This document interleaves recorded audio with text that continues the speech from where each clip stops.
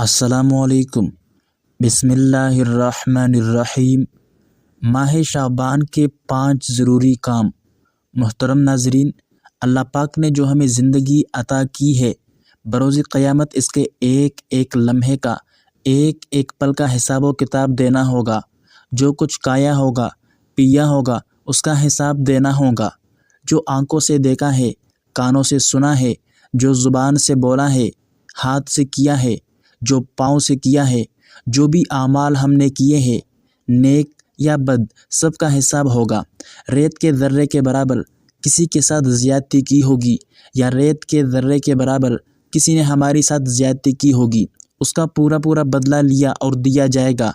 ہم انسان فطرتی طور پر کمزور ہے، چاہتے ہوئے یا نہ چاہتے ہوئے ہم سے غلطیاں اور گناہ سرزد ہوتے ہیں۔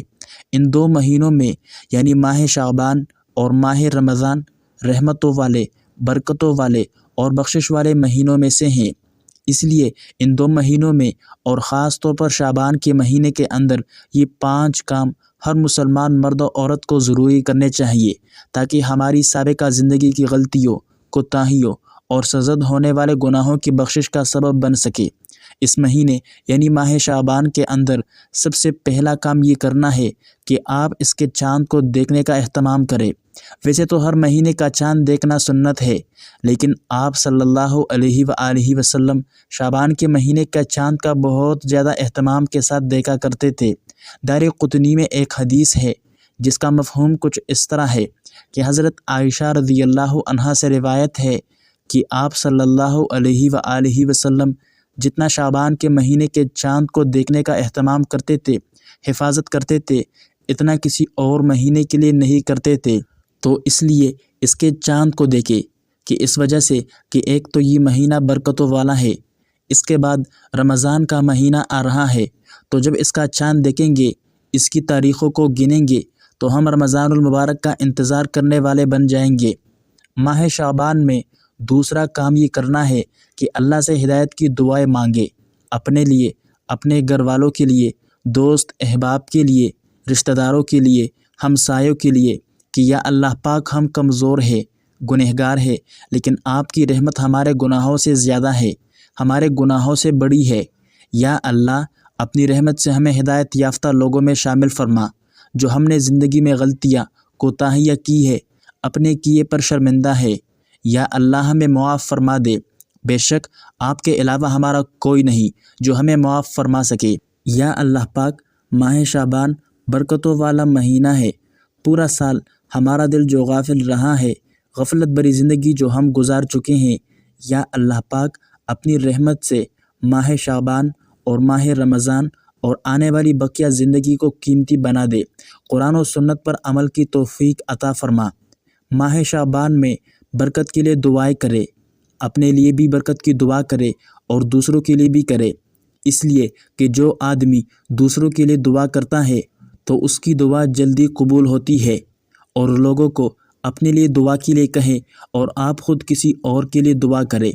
ماہ شعبان میں تیسرا کام جو کہ کرنا ہے وہ ہے روزوں کی کثرت۔ اس مہینے کی برکتوں کو سمیٹنے کے لیے کثرت سے روزے رکھیں۔ حضرت عائشہ رضی اللہ عنہا فرماتی ہے کہ نبی پاک صلی اللہ علیہ وآلہ وسلم لگاتار روزے رکھتے تھے، یہاں تک کہ ہم کہتے کہ ابھی آپ صلی اللہ علیہ وسلم روزہ نہیں چھوڑیں گے۔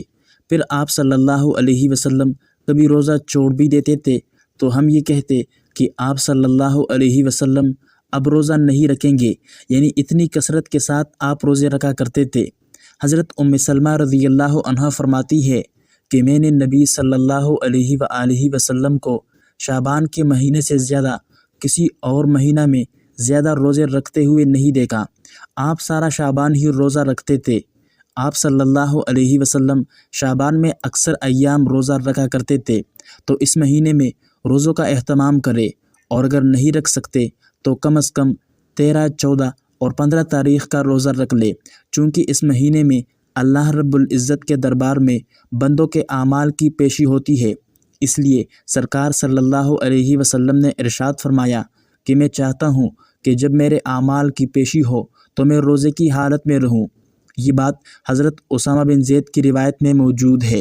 اس ماہ شعبان کے اندر چوتھا کام جو آپ نے کرنا ہے وہ ہے رمضان کی تیاری کرنا۔ رمضان کے لیے اس مہینے کے اندر اپنے آپ کو تیار کرے۔ تیاری کیسے؟ کہ اس مہینے کے اندر آپ کثرت کے ساتھ روزے رکھیں گے تو روزوں کے عادی بن جائیں گے، عادت بن جائے گی۔ اور جیسے کہ رمضان برکتوں کا مہینہ ہے، ثواب کمانے کا مہینہ ہے، تو اس لیے شعبان کے مہینے سے ہی ثواب کمانا شروع کر دے، غریب لوگوں کے اوپر خرچ کرنا شروع کر دے، صدقہ کرے، لوگوں کے حقوق کا خیال رکھے۔ ویسے تو پورا سال یہ کام کرنے چاہیے، لیکن رمضان کی وجہ سے، رمضان کے برکتوں کی وجہ سے اس مہینے کے اندر نیکیوں والے کام زیادہ سے زیادہ شروع کرے، اور انہی کاموں کی وجہ سے آپ کی رمضان کی تیاری بھی ہو جائے گی۔ اس مہینے یعنی ماہ شعبان کے اندر جو 5واں کام آپ نے اور ہم سب نے کرنا ہے وہ ہے شب برأت کی عبادت۔ شب برأت شعبان المعظم کے مہینے کی 15ویں رات ہے۔ اس رات کی فضیلت احادیث میں بہت زیادہ بیان کی گئی ہے۔ اللہ تعالیٰ شعبان کی 15ویں رات کو اپنی مخلوق کی طرف متوجہ ہوتا ہے۔ اللہ تعالیٰ مشرک اور بغض رکھنے کے علاوہ سب کی مغفرت فرما دیتا ہے، اور اسی طرح بیان فرمایا کہ اس رات میں اللہ تعالیٰ موت کے فرشتے کی طرف ہر اس جاندار کی روح قبض کرنے کی وحی بھیجتے ہیں جن کے مرنے کا اللہ تعالیٰ کی طرف سے ارادہ کیا جاتا ہے، یعنی ان تمام جانداروں کی روحوں کے بارے میں بتا دیا جاتا ہے کہ اس سال میں فلاں فلاں کی روح قبض کرنی ہے، ایسے تمام نام دیے جاتے ہیں۔ تو جب اس رات کو آپ عبادت کریں گے، اللہ تعالیٰ کی طرف سے متوجہ ہوں گے، تو آپ کا بھی اس حال میں نام آئے گا، تو اللہ تعالیٰ آپ سے خوش ہوگا۔ اور اس طرح شب برأت کے اندر نیکی کا کام یہ ہے کہ شعبان کی 15ویں رات یعنی شب برأت کو اٹھ کر عبادت کرے۔ اکٹھے ہو کر عبادت کرنا ضروری نہیں، گھر میں کہیں بھی آپ عبادت کر سکتے ہیں، جتنے چاہیں آپ نوافل پڑھ سکتے ہیں۔ اس رات کو انشاءاللہ آپ کے لیے بہت زیادہ ثواب لکھا جائے گا۔ اور اسی طرح شب برأت کو آپ جتنے بھی مسلمان فوت ہو چکے ہیں یا آپ کے عزیز وغیرہ فوت ہو چکے ہیں تو ان کے لیے دعائیں مغفرت کرے، اس سے آپ اللہ تعالیٰ کے قریب بھی ہو جائیں گے، رمضان کی تیاری بھی ہو جائے گی، اور آپ ثواب بھی کما لیں گے۔ محترم ناظرین، ویسے تو ہر پل ہماری زندگی کا اہم ہے، لیکن ماہ شعبان ہمارے لیے بہت اہم ہے، کیونکہ اس کے بعد رمضان کا مہینہ آتا ہے۔ ماہ رمضان شعبان سے متصل ہے۔ ماہ شعبان کا بھی ایک ایک لمحہ ہمارے لیے قیمتی ہے۔